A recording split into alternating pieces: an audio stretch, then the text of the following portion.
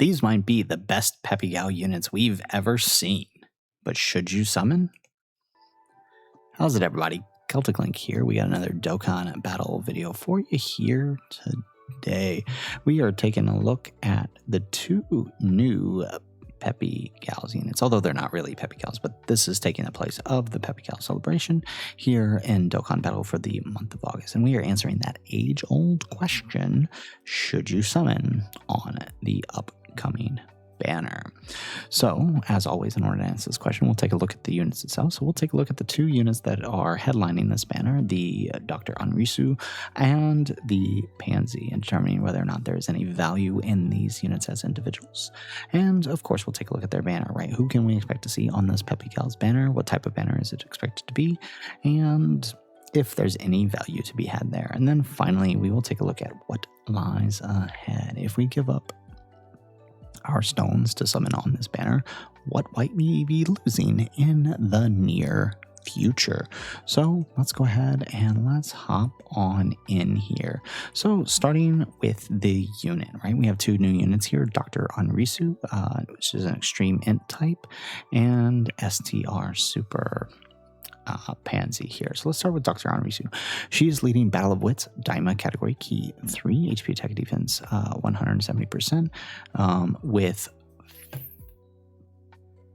50% to demonic power, mission execution, and siblings bond. So she's a 220% leader. This is the first time we've ever seen this for a unit filling the Peppy Gal slot. And it's honestly, I mean, it's not a terrible leader skill. I mean, it's basically most of what you're running are Vegetos, DAIMA, etc. Right? I mean, with this, you're probably just running DAIMA anyways. So let's take a look at our passive. So activates an entrance animation when there's another demonic power or Battle of Wits ally on the team upon the entry turn. It's 250% permanent attack defense increase and 40% damage reduction. She gets attack defense 250%, all allies key 2, self-excluded, and attack defense 40% and damage reduction rate 10% for any characters whose name include Majin Ku or Majin Du. When it's attacking with 11 or less ki, she launches 2 additional attacks, each of which has a great chance of becoming a super attack. And we'll talk about why that 11 ki matters here in a minute. As she does have multiple super attacks. When attacking with 12 or more keys, she gets a bonus 300% attack, guards all attacks, and damage reduction rate 10%. Before attacking, she has a 70% chance to dodge enemies' attacks and an extra 10% damage reduction. When receiving an attack, she has defense 200% and chance of evading enemies' attack 20% before attacking. She also has a 200% attack and when attacking up to 400% per mission execution or siblings bond ally attacking in the turn, whichever has more. So I mean, more or less, this is going to include other DAIMA characters such as Glorio, for example, right, would qualify this mission execution, and Pansy as well. As the first attack on her turn, she also gets an additional 300% attack, and for every attack received or evaded, she gets an additional 50% attack defense up to 200%. Starting from her first turn, she gives a once only 2-turn 20% attack buff when attacking to demonic power. Honestly, pretty good. Looking at her super attack effects, right, on her 11 key, she is greatly raising attack for 4 turns, causing supreme damage to the enemy, and raises chance of evading enemies' attack by 30% for a 1 turn. On her 12 key, she is massively raising attack for 4 turns, massively raising defense for 1 turn, causing a miss damage to the enemy, and guaranteed crits for the turn. So honestly, both are pretty good, right? It depends on which one you get, which effect you get, and honestly, if you have the additionals built into her, which she already has a few, you do get by pushing the 12 key, you can potentially gain both effects, which are pretty good. Now, again, I mentioned earlier, right, this isn't really the Peppy Gals celebration. As you can see, she's not on the Peppy Gals, although they are easying Peppy Gals with her, so that's why this is basically replacing that celebration for the year. here, and just more of a DAIMA bait banner. We also have the STR Panzy, who is also a 220 lead for Demonic Power and DAIMA, key 3, HP attack defense 170%, and an additional attack defense 50% for Battle of Wits, Realm of Gods, and Pure Saiyans.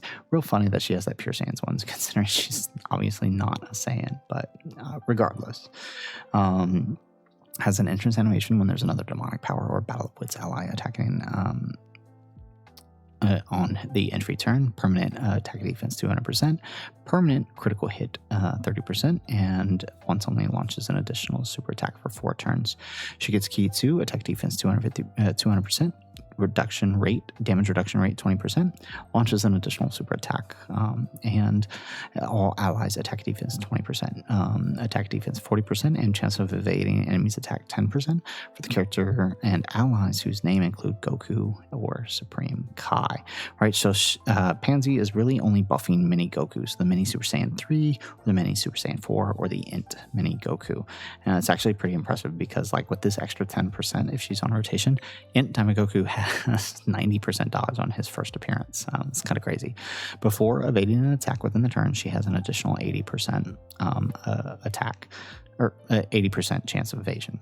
When attacking, she gets 200% defense, high chance of action cancel, medium chance of action cancel, and when attacking as the second or third attacker in turn, a bonus 300% attack, which, of course, if she's the second or third, right, she's not going to have this passive one, except for like one attack if she procs the evasion. Chance for one critical hit 30%.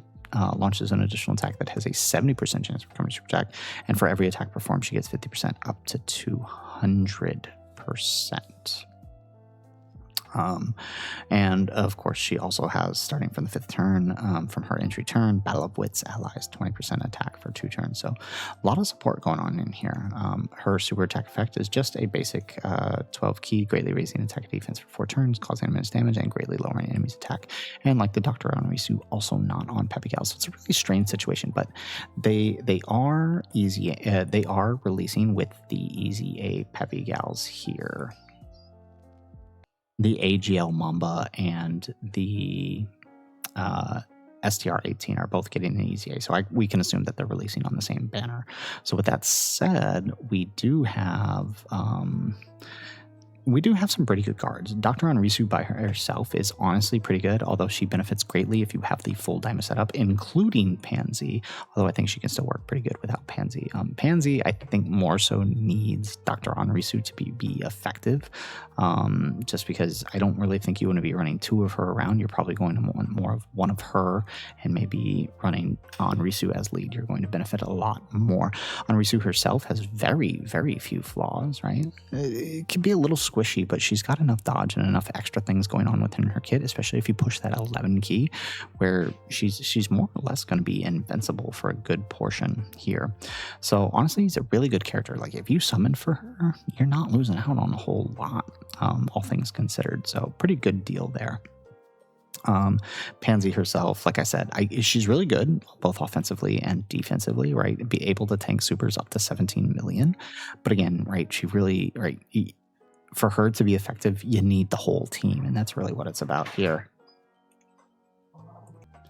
So honestly, I mean, it's hard to say for this one whether you should summon for the character itself, because Enriu good, Pansy a little more on the iffy side. So I'm just going to give it to the banner, right? Like, if you pull one of them, you're in a good place, right? Especially if you already have most of the DAIMA characters. But of course, the thing you have to consider is what lies ahead. They do not exist, or what's on their banner, right? Because they're not going to be alone by themselves, right? If we take a look at previous variations of the Peppy Gals banner, like this was last year's Peppy Gals banner. So we had 2 new Peppy Gals units, right? The previous Peppy Gals units, and then 2 Easy A Peppy Gal units, and then 1 extra unit. So I imagine we'll probably see something similar, right? We're going to see a similar banner to this, where we see Enriu and Pansy, with the 2 EZAs, Mamba and 18, and then last year's Videl and Ranfan will probably be on the banner with 1 extra character. I mean, if they really wanted to entice people, they could put like LR Bulma or something on here. Now, with that said, the big question is, right, I mean, the banner itself it's the Peppy Gals banner. It's not that crazy. There's nothing here you truly need, unless, of course, Bulma ends up being EZAing, which could change a lot of things, but I don't think she will. Now, with that said, the big question is actually more so the banner format than anything. There's a possibility that we could see a similar banner format to what we have here, the Girl Power banner, where you have 3 rounds, 90 stones in total, to do 30 stone discounted multis, right? So 90 stones in total with 1 guaranteed featured per multi. Honestly, this is pretty good if they do go this route, because the other option is they revert back to the Rising Dragon Carnival, where it is a double rates banner but nothing featured. And given that these guys are DFE level, I do worry that it is going to be a Rising Dragon Carnival, and we haven't seen one of these since Chilai and Fasha's release. I think that was the last time, but Peppy Gals always used to be this format. Yeah, it's our best hope is that it is this and not this. I mean, double rate sounds good, but on a banner like this where nothing, there's no major LRs that you really need, it's definitely not worth it, especially not right before GDC. So with that said, if this is the banner format, honestly, it's not that bad, right? You do 1 multi, 30 stone guaranteed featured, boom, get your Enriu or Pansy, and then step back out of there. But all in all, right, the banner itself, not really worth it. It's only really worth it if you have spare stones and you're willing to commit like 30 dragon stones. Finally, what lies ahead, right? If you really, really want this Dr. Enriu for your DAIMA team, what are you giving up in the near future? Well, we do know that GDC is coming up soon, right? We do know that thanks to the schedule shift, the Global Dokkan campaign is beginning at the end of August, around September. And we do know that the Dokkan Battle Watch Party, where they will reveal the units for the GDC, will happen on the 28th of August, with those units probably dropping shortly thereafter. So, I mean, the realistic thing is, like, that's what's next. Is Peppy Gals, or in this case, Bait DAIMA, straight into the GDC. And I mean, just to remind you what GDC looked like before, right? We had we had Carnival Rose, we had Blue Goku and Vegeta, right? One of the best aging LRs from last year. We had Omega Shenron, Gogeta, right? Like, this is the level of hype we're talking about. We're talking good animations. We're talking strong characters. You don't want to be summoning for these. As cool as they look, as fun as they look, I mean, you don't want to be giving up GDC. So this is one of those few times where I do recommend not summoning. It's just not worth giving up the potential stones for GDC. The only thing that would likely make it worth it is, like I said, if they do the 30 stone guaranteed featured like they've done in years past. But I worry it may end up being a double rates instead, like it used to be, since these are a DFE level leader skill. So unfortunately, my overall recommendation is a no summon. I don't give this one often. I try to be fair with those assessments, but this is one of the few times where I do believe it's a good idea to just save your stones.